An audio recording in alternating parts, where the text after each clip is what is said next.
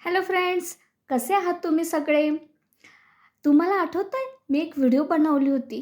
जन्म, मृत्यू, जरा, व्याधी, दुःख, दोषानुदर्शनम आणि त्याच्यावर एक रीलसुद्धा बनवली होती. जन्म, मृत्यू, जरा म्हणजे म्हातारपण आणि व्याधी म्हणजे आजारपण. हे दुःख जरी असले तरी त्याला आपण आनंदात कन्व्हर्ट करू शकतो. बरोबर आहे? मग आज मी तेच सांगणार आहे, की फक्त त्याच फेजमध्ये नाही तर माणसाने प्रत्येक क्षणाक्षणाला, प्रत्येक फेजमध्ये हे आनंदी राहिलं पाहिजे आणि प्रत्येक फेजचा आपण आनंद घेतला पाहिजे. बरोबर आहे. मग मेन कोणता फेज? मेन फेज आहे तो तारुण्याचा. हो, तुम्ही म्हणताय तो मेन फेज का? हो, तोच मेन फेज असतो, की ज्याच्यामध्ये आपण आपल्या आयुष्याचं उलटापलट करू शकतो. तो मेन फेज असतो आपल्या आयुष्याचा आणि तो असतो तारुण्य. बरोबर आहे. तारुण्यामध्ये आपल्यामध्ये एवढी ताकद असते ना, की आपण त्या काळामध्ये जास्तीत जास्त कष्ट करून आपण जास्तीत जास्त मोठं बनवू शकतो. बरोबर आहे. म्हणून मी आज तारुण्याचा फेज निवडला. आपण तारुण्यामध्ये सुद्धा आनंद घेतला पाहिजे. प्रत्येक फेजचा आनंद घेतला पाहिजे. पण आजकालच्या तरुणामध्ये तो उत्साह दिसत नाही आहे हो, तो आनंद दिसत नाही आहे. त्याच्या डोक्यावर फक्त जबाबदाऱ्यांचं ओझं दिसू राहिलं आणि म्हणून मला कुठेतरी ही व्हिडिओ बनवावीशी वाटली. मग ती एक लेडीज असो नाहीतर जेंट्स असो, प्रत्येकाने तारुण्याचा आनंद घेतला पाहिजे. तुम्ही म्हणाल तारुण्याचा आनंद म्हणजे फक्त रोमॅन्स का? हो, नाही रोमॅन्स तर येतोच. पण त्या रोमॅन्ससोबत तुम्ही बाकीच्या पण जबाबदाऱ्या असतात, त्या ज्या जबाबदाऱ्या असतात ना, त्याचा आनंद घेतला पाहिजे. म्हणजे एक लग्न झाल्यानंतर फक्त दोघांना रोमॅन्स करण्यासाठी नाही ते एकत्र येत. तर त्यांच्या पाठीमागे काही जबाबदाऱ्या असतात. पण त्या जबाबदाऱ्या आजकालच्या मुलींनाही नको असतात आणि आजकालच्या मुलांनाही नको असतात. का? मुलींचं म्हणणं असं असतं, की मला सासू-सासरे नको, जास्त माझ्या घरी नातेवाईक नको, मला बाळपण लवकर नको. मग हा काय झाला? हा तुम्ही त्या आनंदापासून पळतायत मागे, पळतायत, दूर पळतायत आणि त्याचा आनंद घ्यायचं तुम्ही सोडून देऊ राहिले. का माहिती आहे? कारण एक आई होणं किंवा एक बाप होणं हा पण खूप आनंदाचा फेज आहे किंवा आपल्या घरी 4 पाहुणे येणं, आपल्या पाहुण्यांचा पाहुणचार करणं, हा सुद्धा एक आनंद आहे. माहिती आहे? आपली खरी संपत्ती काय आहे? आपली मुलं, आपले नातेवाईक. जेव्हा आपल्या घरात काही प्रोग्राम असतो आणि जर आपल्या घरात 4 पाहुणेच नाही आले, तर तुमच्या कार्यक्रमाला शोभा आहे का हो? नाही ना. मग तुमची नातेवाईक तुमची खरी संस्कृती आहे आणि ती तुम्हाला टिकवता आली पाहिजे. हे माझं म्हणणं आहे. तुमचं मूल हे तुमची खरी संपत्ती आहे. आज प्रॉब्लेम काय झाला आहे माहिती आहे? प्रत्येक तरुण-तरुणी हे फक्त पैशाच्या पाठीमागे पळत आहे. पैसा, पैसा, पैसा आणि त्या पैशाच्या पाठीमागे पळता-पळता कुठेतरी ते तारुण्याचा आनंद घ्यायचा विसरू राहिले. कारण तारुण्यामध्येच आपण कुणाची तरी पत्नी बनतो, कुणाचा तरी नवरा बनतो. तारुण्यामध्येच आपण कुणाची तरी सून बनतो, कुणाची तरी आई, कुणाचा तरी बाप बनत असतो आणि तारुण्यामध्येच आपण कुणाचं तरी नोकर नाहीतर एक बिझनेसमॅन बनत असतो, एक नोकरदार बनत असतो. बरोबर आहे? तेव्हा त्याच्याकडे तर आपण वळूयाच, पण सध्या आपण फॅमिलीमध्येच जाऊया. जर तुम्ही तारुण्यामध्ये पैसा कमवताय, मान्य आहे मला पैसा कमवणं गरजेचंच आहे. पण तुमची जी फॅमिली बनते, त्या फॅमिलीसाठी जर तुम्ही वेळ देऊ शकत नसाल, तर उपयोग काय हो त्याचा? त्या पैशाचा उपयोग काय? आणि हा तुमच्या फॅमिली हा तुमच्या तारुण्याचा एक फेज आहे. त्या फेजला कधीतरी वेळ देऊन त्या तारुण्याचा आनंद घेण्याचा प्रयत्न करा. मुलांसाठी वेळ द्या. एवढं सुंदर तुम्ही घर बनवलेलं आहे. मग ते काय फक्त लोकांना दाखवण्यासाठी बनवलेलं आहे घर?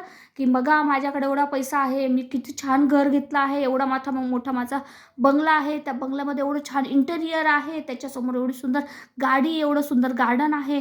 पण त्याचा जर तुम्ही आनंदच घेत नसाल कधी, तर उपयोग काय त्याचा? हो की नाही? जर तुमची एवढी छान मुलं आहे, सुंदर मुलं आहेत, पण त्या मुलांसाठी, त्या फॅमिलीसाठी जर तुम्ही कधी वेळच देत नसाल, तर त्याचा उपयोग काय सांगा मला? म्हणून मी सांगते, की माणसाने तारुण्यामध्ये सुद्धा टप्पे आहेत. त्या टप्प्यामध्ये त्या प्रत्येक क्षणाक्षणाला तुम्ही त्याचा आनंद घेतला पाहिजे. एक लेडीज आहे, ती सुद्धा आज जॉब करते. यस, मान्य मला. मी परवाच तुम्हाला सांगितलं, बाई लेडीजने पण जॉब करणं गरजेचं आहे किंवा बिझनेस करणं गरजेचं आहे. पण कधी तिच्या जबाबदाऱ्या सांभाळून, तिची जबाबदारी काय आहे, जेव्हा ती एक आई बनते, त्या आईच्या फेजचा सुद्धा तिने खूप छान आनंद घेतला पाहिजे.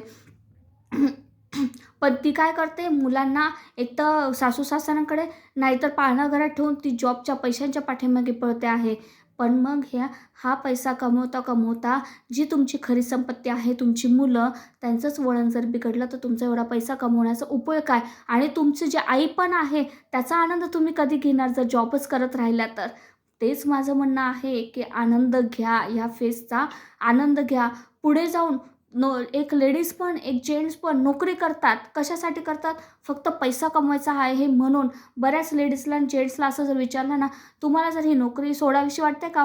हो वाटते, खूप वाटते. खूप कंटाळवाणी आहे, खूप त्रास आहे, बॉसचा खूप कटकटी आहे, कलीग पण खूप पॉलिटिक्स खेळतात. पण काय करणार? पैसा कमवायचा आहे, त्याच्याशिवाय गत्यंतर नाही आहे. दुसरीकडे पण नोकरी मिळेलच याची गॅरंटी नाही आहे. मग हे जर तुम्हाला माहिती आहे का आपल्याला हेच करायचं आहे, तीच नोकरी करायची आहे, त्याच बॉसच्या हाताखाली करायची आहे, तेच कलीग आहे किंवा हाच बिझनेस करायचा आहे, पण तुम्हाला कमवावंच लागणार आहे, त्याच्याशिवाय गत्यंतर नाही आहे, तर मग ते तुम्ही आनंदाने स्वीकारा ना. माझं तेच म्हणणं आहे, आनंदाने स्वीकारा.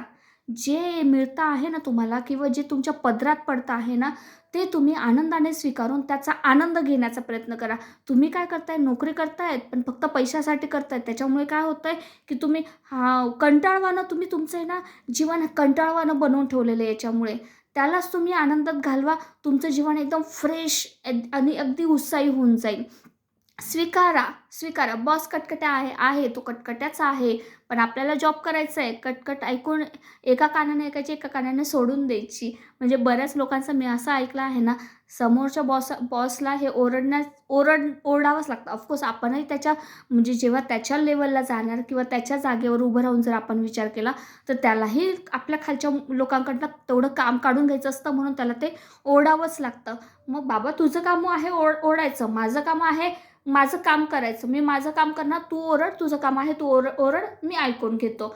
हे हे रिलॅक्स माणसाने ना ह्या गोष्टी लाईटली घेऊन सोडून द्या. तेव्हाच तुम्ही त्या गोष्टींचा आनंद घेऊ शकतात. मी बऱ्याच अशा लेडीज बघितल्या आहे, की त्यांना आजकालच्या मुली, तरुण मुली खास करून, ज्यांना लग्न झाल्यानंतर सासू-सासरे नको असतात, नातेवाईक नको असतात, घरातली कामं नको असतात. इव्हन तुम्हाला भांडे घासायचं, स्वयंपाक करायचा सुद्धा कंटाळा येतो. मग काय उपयोग? अहो, त्यात सुद्धा एक आनंद आहे.